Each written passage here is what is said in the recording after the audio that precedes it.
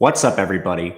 Matt Gajewski here, back again talking college football. And today we are talking week 9, the Friday slate. It is a triple header. Before we get started, if you'd like this content, please consider leaving a like or subscribing. It really does help a small channel out a lot. Thank you if you've done that. It really does mean a ton. And if you have a request, we are doing our extra game show, anything we didn't cover throughout the week, that is recorded on Friday mornings. If you have something you want to hear about, please let me know in the comments. Last thing, if you or somebody you know has a gambling problem, please call or text 1-800-GAMBLER. All right, let's dive in.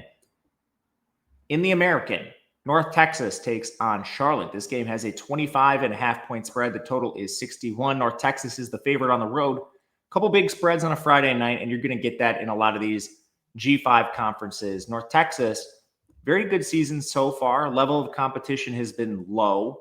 Their one true step up was against South Florida. They lose 63-36. It was a turnover riddled game. North Texas had 5 of them.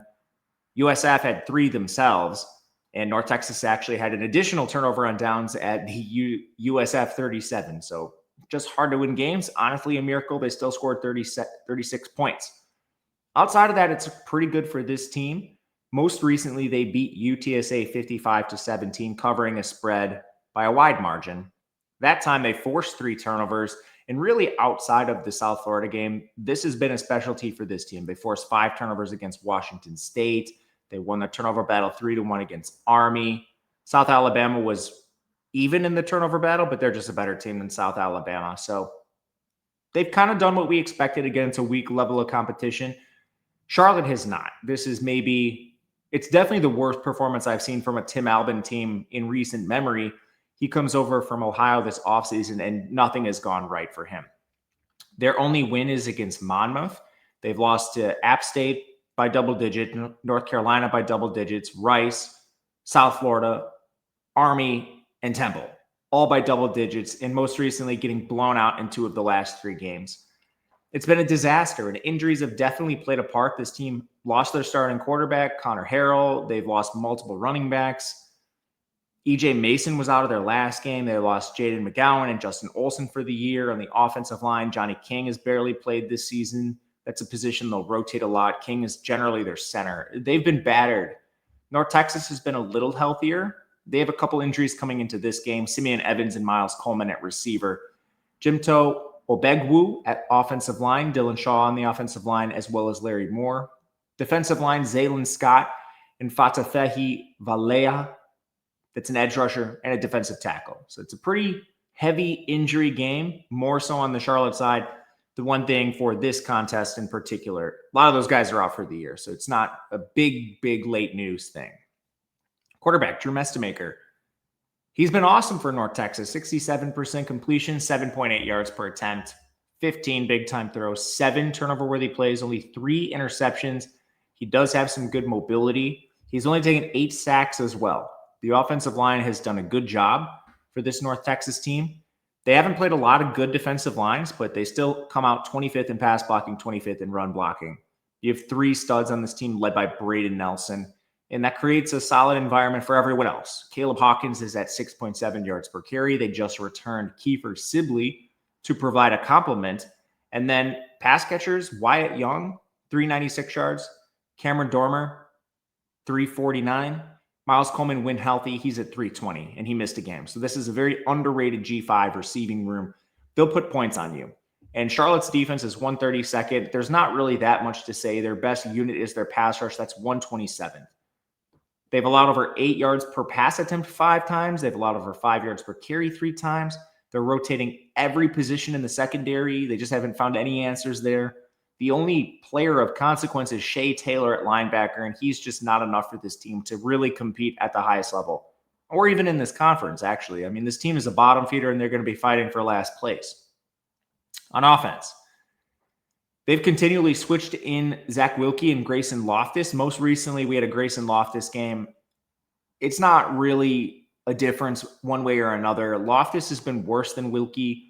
This is because Connor Harrell was lost for the season. Wilkie has a 69 completion percentage, 6.2 yards per attempt, 2 big-time throws, 2 turnover-worthy plays, 3 sacks. Loftus has a 47% completion percentage, 5.2 yards per attempt, 4 big-time throws, 2 turnover-worthy plays, and he's taken 8 sacks.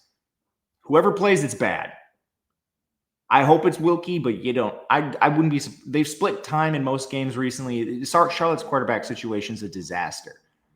And the offensive line is also a disaster. They're 126th in pass blocking, 88th in run blocking. Very few above average players. They've dealt with injuries. So it's at some point, it's just hard when you lose. Like your best offensive lineman was Johnny King playing center. What are you going to do? But their rushing attack is 134th. They definitely have not benefited from this offensive line. Not a single running back is above 4 yards per carry, at least among the players that actually get legitimate snaps. The receiving game comes in 49th. Now, when they lost E.J. Mason, it took a bit of a step back. He is 310 yards. He's the second leading receiver. We'll see if he returns tonight. But Javen Nicholas, he leads the team with 354. This is a pretty decent receiving group. That at least needs to be said. I'm just not sure there's enough around it for this team to consistently sustain success on offense. And North Texas, while they've played a pretty weak slate of offenses, no one's been ranked higher than 51st, and that's South Florida. They still come in 29th in total defense. They're better in coverage, 15th there. And they're still pretty good against the run, 255th. And when you look at the player personnel for this team, the linebacker room is one of the better ones in the conference. Trey Field, Shane Witter, and Ethan Wisłowski, they're studs. But at the same time, they've still had cracks. Good offenses can take advantage of this team. Byron Brown was at 9.4 yards per attempt. He shredded this defense. On the ground, Army, South Florida, and UTSA all were above 5.5 yards per carry. So there are limitations, like all your best players being in the linebacking core is not necessarily a great thing. Up front, Ethan Day is great, but he's also an edge defender. This team is gettable inside. You can also throw the ball at times, but it's a pretty good secondary. Patrick Smith-Young is very good at safety. I don't anticipate Charlotte having any sustained success against this North Texas defense. Even if it's a North Texas defense, I think maybe you could expect some regression based on the weak level of competition. When it comes to the spread, we make this outside 25.5. There's a decent chance I end up playing this. We have the number at 29, which goes through a couple keys. It was coming down in favor of Charlotte. I don't know. It's tough. North Texas being on the road. I will say both these teams are pretty fast. So you're going to have opportunities. North Texas is 22nd in pace. Charlotte's 45th. I am interested in the North Texas side. We're going to push this closer to kickoff, but decent chance I end up on this side with the mean green. Cal versus Virginia Tech, bottom of the ACC, and don't you know it, we get Cal going across the country to play.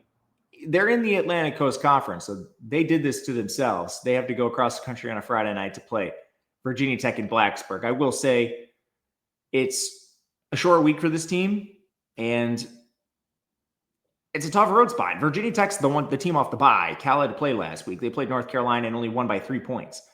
So this is a tricky spot. But overall, it's been disappointing for both teams. Cal enters this game as a 5-point underdog. The total is 50.5, pretty modest there. So far, the body of work for Cal is all over the board. This team played a very weak non-conference, and they end up losing a game to San Diego State, 34-0. But at the same time, they beat Minnesota 27-14. That game was at home. Otherwise, Oregon State, Texas Southern, nothing really to see there.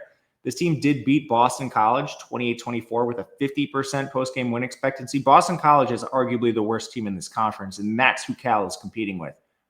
Otherwise, they lost to Georgia Tech, nothing to see there. And then they beat North Carolina last week by 3 points. They also might be the worst team in this conference. A couple teams down there vying for it. North Carolina, Boston College certainly among them. Virginia Tech, it hasn't always looked pretty, but what you can say is this team has played better teams. They lose to South Carolina. They lose to Vanderbilt. There's no shame there. Where you start getting shame is the loss to Old Dominion by 19 points. They beat Wofford. They beat NC State. And then they come out and lose 2 straight games to Wake Forest and Georgia Tech, neither being all that close. The Wake Forest loss should have been worse. Their post-game win expectancy was only 30%. So it's been a tough go of it for both teams. On the injury front, Cal has an awesome defense, but they recently lost 2 of their better defenders in Ryan McCulloch on the edge and Isaiah Crosby at safety. Virginia Tech's been dealing with injuries all year. Cam Selden missed their last game at receiver. He doesn't matter. Montavious Cunningham and Gavin Crawford on the offensive line. Cunningham matters a little bit. He is the starter. Keller at linebacker, Thomas Williams at DB. They're rotating a ton. It's hard to determine sometimes whether a player got benched or got injured because reporting isn't fantastic and this team is just bad. Let's start with Cal. Jaron Kiawi-Sagapolatelli, 60.5% completion. He's regressed severely since that early. In the first 2 games of the year, he looked awesome. And you figure out he's playing Oregon State and Texas Southern, and then things regress negatively a little bit, and they have. 6.8 yards per attempt, 12 big-time throws, 10 turnover-worthy plays, 7 picks. He's taken 15 sacks on a 30.5% pressure rate, some of that being his fault. Some of it's not. The O-line has its struggles, and the receivers have dropped 11% of his passes. Things could be a lot better for Sagapolatelli, even though he's regressed a little bit himself. On the offensive line, it's 58th in pass blocking, 102nd in run blocking. The one thing you can say is they've not faced a lot of good defensive lines, so I have some worries about this unit. So far, Leon Bell and Tyson Ruffins have been good, but you have probably 3 weak links, like 3 guys come out below average against this schedule already. Frederick Williams, Sayape Vadakani, and Jordan Spazarevich-Moko. It's a bit of a concern for me now. They still have been pretty good with their skill players, at least better than I thought. Let's say slightly below average. And mainly the run game has been a problem. Kendrick Raphael is getting a workhorse role, but he's just been underwhelming with it. 4.3 yards per carry. Some of that the offensive line's fault, but he's not doing a lot himself. The receiving unit's okay. This is a little better with Jacob DeJesus and Tron Grizel. Both are above 400 yards, but it's still an underwhelming unit. You have an FCS tight end. I don't know. Virginia Tech is 101st in total defense, so maybe you have success there. They're 126th in coverage, 62nd against the run. Cal is very willing to throw the ball on you. They're 21st in pass rate. So you look at what this team has allowed. Haynes King, 8.9 yards per attempt. Colton Joseph, 12.5. Diego Pavia, 11.4. Lenore Sellers, 11.0. That's all through the air. All those quarterbacks are better than Sagapolatelli, but it's at least a crack that you can exploit. The run defense is better. It's basically where all their best players are. You look at their front, it's like Ben Bell, the Texas State transfer, Kamari Copeland. There's more than that. The secondary is a mess. Almost every player is rotating. So you want to throw the ball over the top if you can. With all that said, certain teams have had success against this defense running. Georgia Tech, Old Dominion, and Vanderbilt were all above 6 yards per carry. They all have one thing in common. They all have a rushing quarterback. Cal doesn't. Sagapolatelli has negative rushing yards this year. So I'm not sure if they'll be able to run the ball. On the VT side, Kyron Jones is just the guy we always known he's been. He's a limited quarterback. He's a run-first quarterback. His completion percentage is 60%, 6.4 yards per attempt, 11 big-time throws, 12 turnover-worthy plays, 17 sacks. He needs to be surrounded by a good supporting cast, and he's not. The pressure rate is 42%. The wide receivers have a 9.5% drop rate. There's nothing good around him. Pass blocking unit is 131st. Run blocking unit's 119th. They've played some good defensive lines, a couple SEC teams. Injuries have definitely hurt. You have one good offensive lineman, Thomas Rymack, the West Virginia transfer. Everyone else is below average. Skill players. Mentioned the drop rate being super high, nearly 10%. They're 109th in receiving efficiency. You have both of the Greens, Aiden Green, Donovan Green. Drops have been a problem. Rotation's been a problem. They turned a defender and played him at receiver one game, which doesn't make any sense considering they have 7 4-stars in this room. They're just poorly coached, man. And that should come as no surprise having fired their coach. This has been a team that has routinely underdeveloped players through like the last 4 seasons. Hopefully the new coaching staff can figure this out because these receivers are bad. The runners are actually pretty good. The problem is Terrion Stewart can't stay healthy. He's at 7.9 yards per carry. He's been efficient. He's not a pass catcher, so he's already limited. Like, you can't play him on third downs. He can't stay on the field. But Marcellus Hawkins is okay in his stead, 5.7 yards per carry. You certainly see some efficiency, but he's still fine. Cal's defense, they're very good, and they have quality players. I'm a little worried just losing McCulloch and Crosby is going to hurt them at some point. Those were 2 of their better defenders off the edge in a corner. They're 63rd overall. They've been way worse against the run efficiency-wise. They're 131st there. They're 2nd in coverage. But they've mostly played bad offenses, and they've shown cracks against them.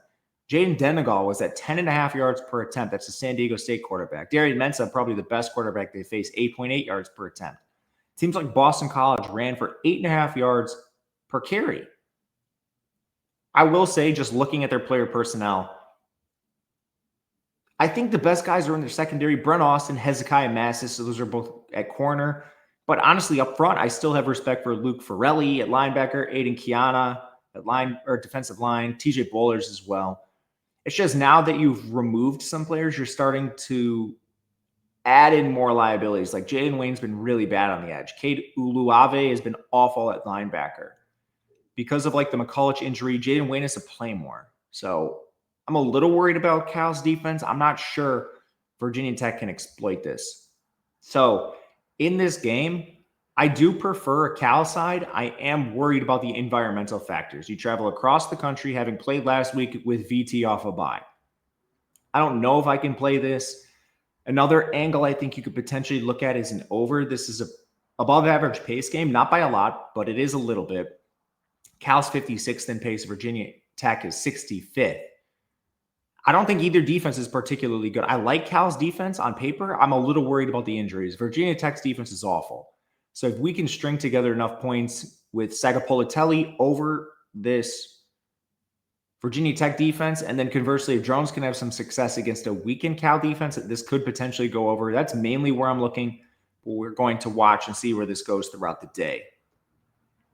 Last up, a team I've had a poor read on since betting USF was Boise State. Boise State is a 21.5-point favorite over Nevada with a 51.5 total. I just got to say, man, this conference is awful. Awful. Boise State is far and away the best team, I guess. And I mean, just the bottom of this conference, Utah State, Nevada, I mean, New Mexico. Is this conference USA at the bottom? What is this conference doing? Every single game is just, for Boise State's an utter blowout. And I'm not sure Boise State can throw the ball. Okay, so on this contest, Boise State, they get crushed by USF. And since then, they've looked awesome for the most part. They lose to Notre Dame, but I think they were respectable in that contest. They had 4 turnovers, which definitely didn't help. In between all that, they beat Eastern Washington, Air Force in a complete shootout. They crushed App State. App State had 4 turnovers. They beat New Mexico. New Mexico kind of crawled their way back. And then last week, they slaughtered UNLV, and they averaged nearly a first down every time they ran a play. It's 9.8 yards per play. Nevada, it's not been good. There's no way to put this. They get blown out by Penn State. They beat Sacramento State, who's a good FCS team, but you still only win by 3. They lose to Middle Tennessee State, one of the worst teams in the country, get blown out by Western Kentucky, respectable showing against Fresno State, that's a 3-point loss, blown out by San Diego State, and then you lose by 2 to New Mexico. It should have been worse. Their postgame was 29%. I don't know, man. It's the bottom of the Mountain West is really bad. So in this game, Ben Ford got hurt for Boise State at receiver. He's going to be out for a while. Nevada's best receiver, Marcus Ballins, missed multiple games, and they didn't have Case and Kitchen, their defensive back.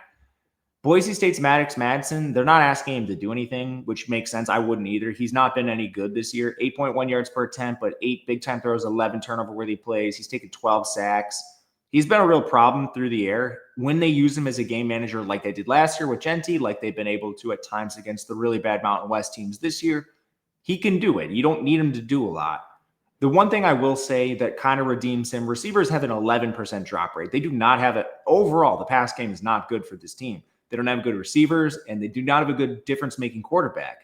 You're dealing with your best receiver is a JUCO transfer, Chris Marshall, and you just lost Ben Ford. Your tight ends are okay with Louder, but you just don't have a lot of difference-making players in this unit. Where Boise State dominates is the run game. For some reason, this offensive line is also 113th in pass blocking, but 32nd in run blocking. For whatever reason, they are built to run the ball down your throat. Casey Cage has been a dominant tackle. Mason Randolph at center, awesome run blocker. They really only have one liability on that unit. It's Dalen Matoyer. He's been horrible at tackle opposite Cage, but it doesn't matter.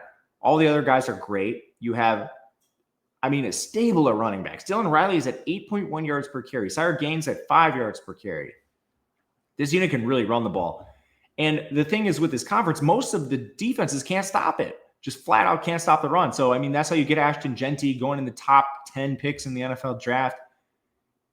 Nevada's 97th in run defense. Do we really think Nevada is going to stop this Boise rushing attack? I mean, I show some value on Nevada, but at the same time, like they just don't have the personnel to really take advantage of this. Their edge group is elite. Jonathan Maldonado, Dylan LaBarbera, but what are we doing inside? I don't know, man. Like linebackers aren't any good for this team. Like your best players are on the edge and at corner with AJ Odoms and Edward Rambo, but you just have so many weaknesses for this team that, yeah, you have a couple guys that are going to probably play in like the Big 12 or something next year on your team, but there's just not enough. So I don't really buy this Nevada defense, 97th in run defense. I don't think they're going to do a good job stopping this Boise State team. Can Nevada score? I mean, they just changed quarterbacks, so they're starting Carter Jones. He's been okay. 65% completion, 7 yards per attempt, 2 big-time throws, 4 turnover-worthy plays. He's taken 4 sacks. I don't know. He's a little more stable than like the Bianco and the Chuba Purdy stuff. Chuba Purdy still comes in once in a while and runs the ball. But the offensive line for this unit, it's actually better than I thought. 62nd in pass blocking, 44th in run blocking. They have 2 pretty good players in Zach Kocknauer and Andrew Madrigal, but the other 3 are sort of lagging, kind of around average. Their skill players are just bad, man. 129th in receiving and rushing efficiency this year. Caleb Ramster's at 4.4 yards per carry. Chuba Purdy, their now benched quarterback, is still their second leading rusher. When your run blocking unit is 44th in the country, you just have no excuse being this bad. Your best receiver is Jet Carpenter at 198 yards. Marcus Bellin, your hurt receiver, is still second on the team in receiving. Your third leading receiver is now the bench, Jordan Brown. I mean, I don't know, man. This is kind of a messy skill player group, quarterback room, offense in general. And Boise State's defense, while they do have some cracks, they're a little weak in run defense. I still think this is probably the best defense in the conference. Maybe San Diego State would have something to say about that. We'll see when they start playing good teams. But they're 64th overall, 94th in run defense, 35th in coverage. They've allowed some success through the air. Notre Dame and UNLV could run on this team. But there's some, at least, nuances to this. Like when they allowed teams to have aerial success, Jaden Mickey was hurt. Their stud nickel, he's a Notre Dame transfer. He didn't play in the Notre Dame game. Getting him back, which he's back now, helps studs like Amarian McCoy is another stud corner this team has. You have a great linebacker in Marco Notarianni up front. Jaden Morgan's been awesome on the defensive line. I just am not sure Nevada really scores. So I show some value in Nevada. I don't think I can possibly get there with some of the stylistic weaknesses this team has against Boise. Just the strength in the run game is unbelievable. I am interested in a total somewhat. If you told me you were going to take an under, I wouldn't hate it. I just think Boise State might be able to get to this total by themselves if they really want to. So lean Nevada, lean Boise State. I can't possibly emphasize the word lean anymore. This game is a complete mess, as is the Mountain West. But that'll do it for us today.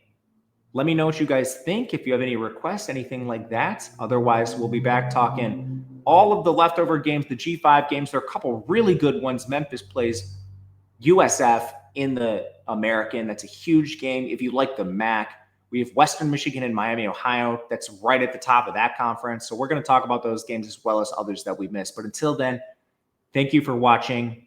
Good luck. We'll see you next time.